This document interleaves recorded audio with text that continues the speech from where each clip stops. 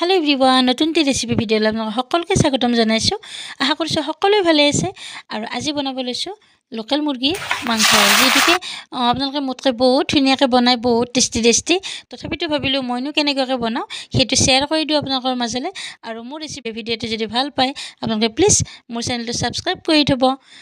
এ সক কেৰাহী গৰম হৈ গল আৰু মিঠাতেল দিছো মই আৰু তেলখিনি গৰম হওঁতে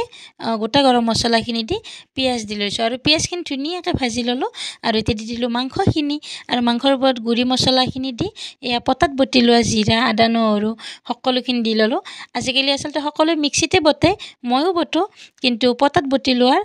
সোৱাদে খুকিয়া যেটিকে আগৰ মানুহে সকলো পটাতে দিছিল বটি মানে বহুত বেছি টেষ্টি হৈছিল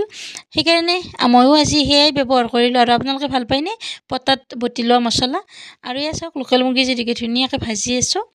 আৰু মুৰ্গীটো আসলতে ডাঙৰ আছিল গটিকে অলপ পানী দি সিজাই আছো আপোনালোকক মই এবাৰ পানী দিয়াই দেখুৱাইছো আপোনালোকে ভিডিওটি দীঘল হৈ গলে বৰ পাব আৰু যদি মোৰ ভিডিওটি চাই ভাল পায় please like comment share and subscribe কৰি থব আকৌ এটি সুন্দৰ ভিডিওত লগ পাম